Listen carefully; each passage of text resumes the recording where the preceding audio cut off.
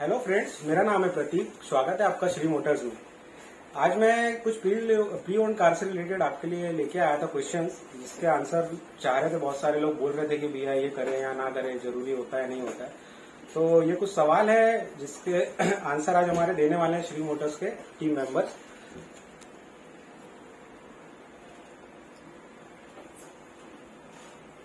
जी hello दोस्त, मैं आपका दोस्त राजेश वंस अगेन आपका स्वागत करता हूं। हाय, मैं राजीव सिंह ठाकुर। मैं कमलेश। मैं महेंद्र।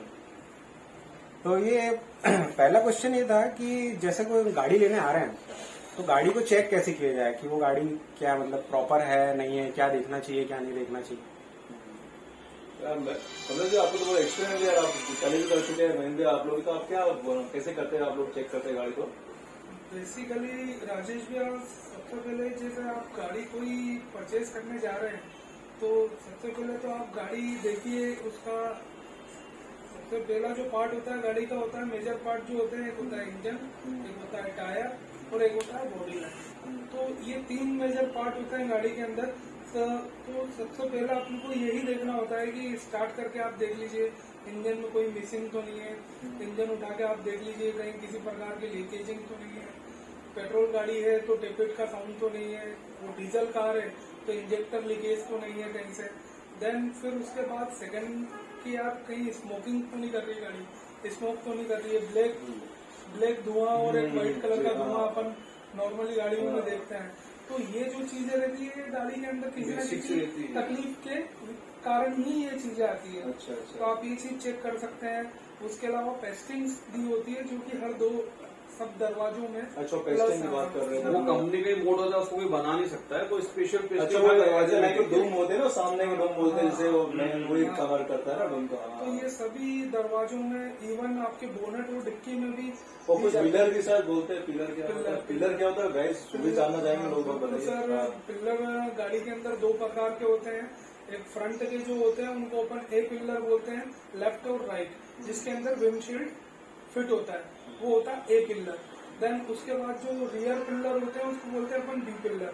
तो बी पिलर जब अपन डोर ओपन करते हैं तो वो जिस पिलर के ऊपर टिकता है जाके उसको बोलते हैं अपन बी पिलर। तो ये भी देख सकते हैं आप कि किसी प्रकार का इम्पैक्ट है गाड़ी में तो ये बिल्कुल बेसिकली डैमेज होता है। तो इसका मतलब है गाड़ी एक्सीडेंट है, रिपेयर करा हुआ। कंपनी के डॉटेड उसमें ऐसे रहते हैं कि उसको कोई बना नहीं पाता है, वो अलग से ही दिख जाते हैं कि कंपनी का मार्किंग है, इसको कोई बना नहीं सकता। और कमलेश भी आगे से अगर चेक करना हो गाड़ी एक्सीडेंटल और ना है तो उसके लिए कैसे चेक करेंगे? आगे से भी बिल्कुल आप देख सकते हैं। सबसे पहले तो जो मेन होता है गाड़ी के अंदर वो होता है फ्रंट। जैसे बोनट आप खोलते हैं जिसके ऊपर लाइट फिट होती है, फ्रंट की दोनों हेडलाइट्स, उसको बोलते हैं अपन मेंबर, उसको बोलते हैं अपन मेन मेंबर। वो मेंबर कहीं से रिपेयर है और लाइटें चेंज है तो वो भी आपको शो ऑफ कर सकता है कि गाड़ी कहीं से इम्पैक्ट हुआ है और उसको रिपेयर किया हुआ है। तो ये भी मेन पार्ट है। देन उसके बाद आगे जो रहती है चेचिस, जिसके ऊपर चेचिस बनता है और जिसपे फेंडर टिकते हैं, वो पार्ट भी बहुत मेजर होता है गाड़ी के अंदर। उसके अंदर भी किसी प्रकार की गड़बड़ दिख रही है आपको तो आप चेक करवा सकते हैं, क्योंकि ये एकदम कंपनी फिटेड जो रहते हैं उनमें प्रॉपर पेस्टिंग रहती है और आपको पेस्टिंग नहीं दिख रही है, किसी प्रकार का उसके अंदर डिफरेंट दिख रहा है आपको, तो आप चेक करवा सकते हैं, क्योंकि वो हो सकता है रिपेयर करा हो। क्योंकि वो मार्केट में रिपेयर भी नहीं होता है, रोबोटिक पंच किए होते हैं उसके ऊपर, तो मार्केट में रिपेयर नहीं होता है, वो आराम से दिखता है, वो मिल जाता है। और दूसरा जो भैया ने बताया था कि मेन जो चीजें थी उसके अंदर, एक तो हमने आपको पूरी गाड़ी की डायग्नोज बता दी है, और रही बात टायर की तो वो तो आप प्रैक्टिकली देख के चेक कर सकते हैं। और बाकी तो बेसिक रहता है गाड़ी में, ये मेन चीज जो रहती है वो ये रहती है। देखो दोस्तों, देखा श्री मोटर्स हम लोग कितने पॉइंट्स पे ध्यान देते हैं। ये हम लोग देखो शुरू से लेकर चेक करने से स्टार्टिंग लास्ट तक हर पॉइंट्स पे ध्यान दिया जाता है। तो हम जो भी गाड़ी बेचते हैं सब देखिए, आप पूरे इतने पॉइंट्स कमलेश भैया ने या मैंने डिस्कस या राजू भैया ने डिस्कस करे, बताया कि एक एक पॉइंट्स पे डिस्कस करके हम चेक करके उसके बाद प्लेटफॉर्म को अच्छी गाड़ी देते हैं हम श्री मोटर्स पे। कोशिश करते हैं हम कि हम कोई भी गाड़ी एक्सीडेंट न ले, हम जो भी गाड़ी ले उससे हमारी गुडविल जुड़ी हुई है और कस्टमर जो भी हमारे यहाँ आएगा उसका पैसा बहुत मेहनत से कमाया होता है। आपके लिए हम लोग बहुत हार्ड वर्क करके व्हीकल परचेज करते हैं।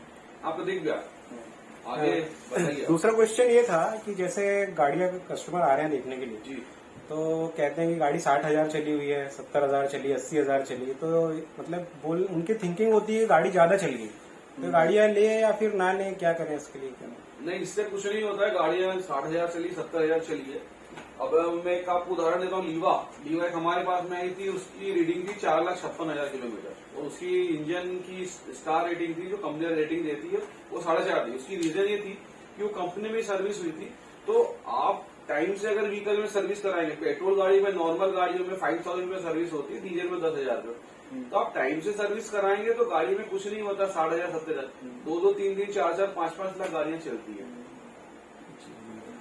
अब नेक्स्ट क्वेश्चन ये था कि जैसे कुछ समय बाद गाड़ियों में रस्टिंग का प्रॉब्लम हो रहा है। रस्टिंग मतलब क्यों आती है, क्या रीजन रहता है इसका? रस्टिंग के लिए डिस्कस बने हुए बहुत क्लाइंट्स पूछ रहे थे इस बारे में। क्या मैं कहना चाहूंगा, जैसे क्या होता है रस्टिंग इस कारण से आती है, पानी जो रहता है, जैसे खारा पानी रहता है, एक बोरिंग से यूज होता है, प्लस और एक होता है नॉर्मल पानी। आप देखो महाराष्ट्र में क्या होता है, समुद्र है तो वहाँ खारा पानी हो, आपने सुना होगा मैक्सिमम गाड़ियां वहां से रस्टिंग होती है, तो इसी कारण से होती है सर वहाँ पे। और सेकंड देखें दिल्ली की देखेंगे वही गाड़ी सेम टू सेम, तो सेम रस्टिंग है। उसमें आपकी बात काट रहा हूँ, सॉरी।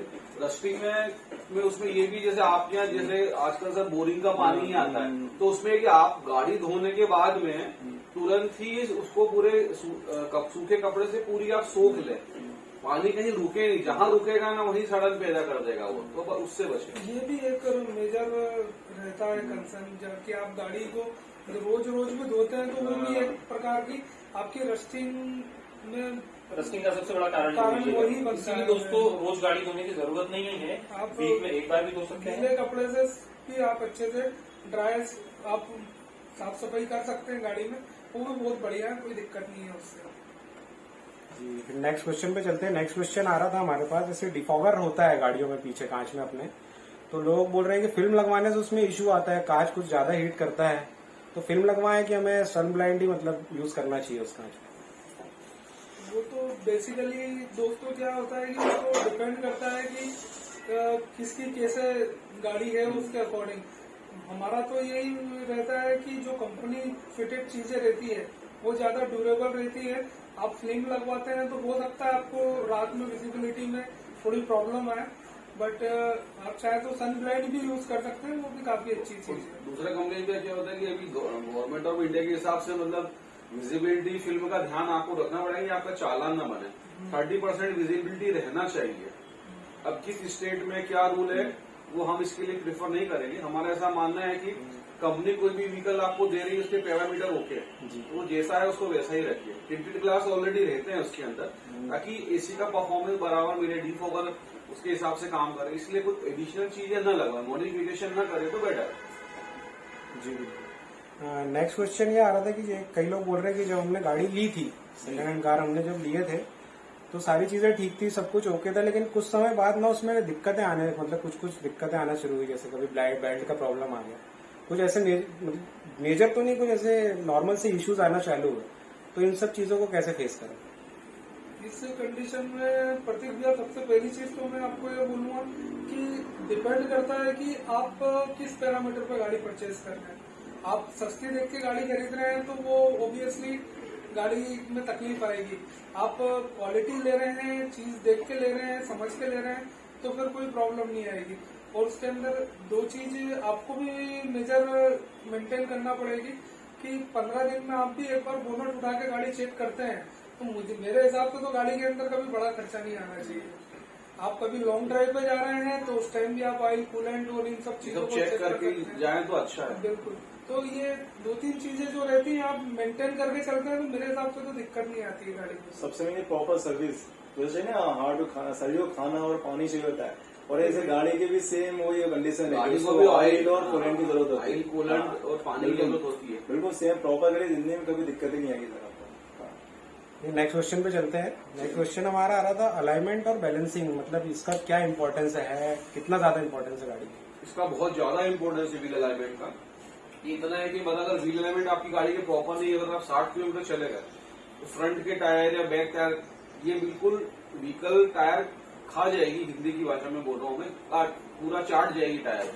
तो आपसे रिक्वेस्ट है कि 6-6 महीने में व्हील अलाइनमेंट कराते रहे। उसके किलोमीटर वाइज अगर हम बात करेंगे तो हर 3,000 किलोमीटर पे हमें उसको व्हील अलाइनमेंट और व्हील बैलेंसिंग दोनों करवाना चाहिए। हो सके तो टायर भी आप आगे पीछे चेंज कर रोटेशन करना चाहिए। रोटेशंस कर टायर सकते हैं को भी रोटेट आप। कर उसका सकते हैं। एडवाइस तो व्हील अलाइनमेंट वाला भैया दे ही देगा। तो उससे रोटेट करेंगे तो ज्यादा उसकी लाइफ बढ़ जाएगी। लाइफ बढ़ हाँ। जाएगी। नहीं, उसमें क्या होता है जैसे इंजन आगे होता है तो आगे के टायर ज्यादा घिसते हैं तो फिर आगे के टायर पीछे कर देते हैं, लेफ्ट राइट लेफ्ट कर देते हैं। तो उससे क्या है कि चारों टायर उसकी निश्चित निर्धारित जो लाइफ है पूरी करके आपको आपका जो भी पैसा है उसका पूरी वैल्यू मिल जाती है। बस टायर का ये परफॉर्मेंस परफॉर्म बढ़ जाता है, बढ़ जाती है। बिल्कुल।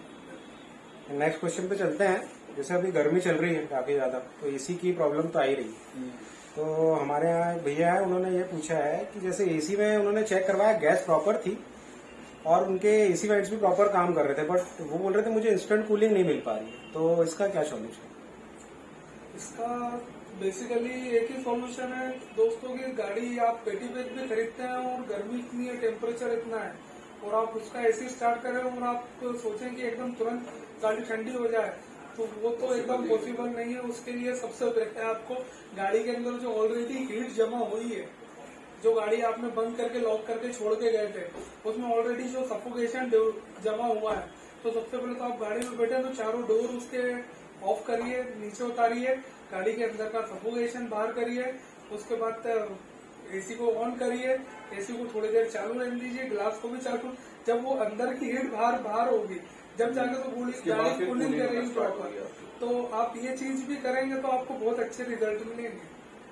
जी, नेक्स्ट क्वेश्चन पे चलते हैं। नेक्स्ट क्वेश्चन था, एक पूछ रहे थे हमारे भैया कि जब हमने गाड़ी ली थी, तो गाड़ी का हमारी लगभग 22 का एवरेज था। अब 6 से 8 महीने हो गए, गाड़ी 18 दे रही है एवरेज। तो इसके क्या रीजंस है, ऐसा क्यों हो रहा है? प्रतीक भैया, एवरेज का कोई पैरामीटर नहीं है, वो डिपेंड करता है कि आप व्हीकल कैसे ड्राइव कर रहे हैं।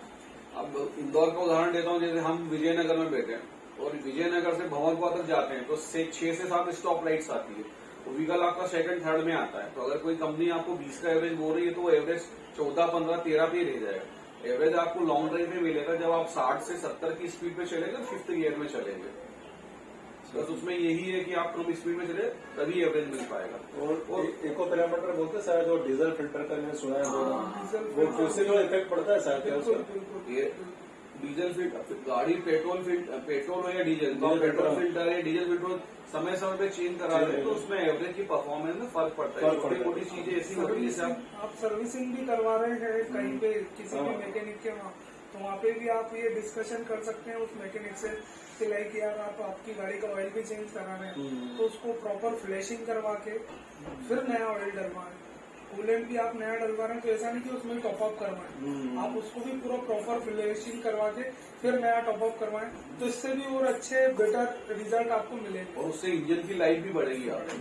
जी, बहुत ये एक लास्ट क्वेश्चन और रह गया है। जैसे टायर प्रेशर, कई लोग देखते हैं कि जैसे टायर बैठ ही गया है तभी जा रहे हैं हवा डलवाने, या तो फिर कभी ज्यादा हवा डलवा ले रहे हैं, बॉडी वाइब्रेट कर रही है। तो टायर प्रेशर कितना मायने रखता है, कब करवाना चाहिए?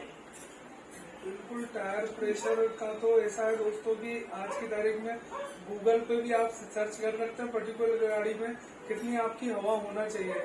नॉर्मल जो कंपनी जो बोलती है उसके अकॉर्डिंग ही आप टायर का प्रेशर मेंटेन करेंगे तो ही आपको प्रॉपर रिजल्ट मिलेंगे। दूसरा कंपनी में क्या है कि कोई भी व्हीकल हो, हर कंपनी का आप ड्राइवर साइड का गेट खोलेंगे तो उसके ड्राइवर गेट उस पर टायर प्रेशर लिखा हुआ आता है, फ्रंट में और बैक में, rear right rear left, front right front left में कितना प्रेशर डाले उस पर लिखा हुआ रहता है। और गर्मी का टाइम है तो हम हमारे सारे व्यूवर्स को यही कहेंगे कि आप नाइट्रोजन डलवाएं, क्योंकि नाइट्रोजन ठंडा होता है और हाईवे हो गए 100-120 की स्पीड पे गाड़ियां चलती हैं, सड़क भी गर्म, टायर भी गर्म, तो बेटर है कि उसमें नाइट्रोजन डलवाएं। और नाइट्रोजन साल भर यूज करें तो वो बहुत अच्छा रहेगा, उससे टायर की लाइफ भी बढ़ती है और गर्म होने के चांसेस कम होते हैं, फटने के चांसेस भी कम होते हैं, माइलेज पे भी बराबर, माइलेज में भी परफॉर्मेंस अच्छी होगा इसी वजह। तो थैंक यू सो मच, आप लोगों ने बहुत ही अच्छे जवाब दिए, हमारे कस्टमर की हेल्प इससे हो जाएगी और काफी सारे फंडे भी क्लियर हो गए होंगे। तो ये हमारा सेशन फर्स्ट था, Q&A सेशन। हम जल्दी सेकंड सेशन लेके आएंगे।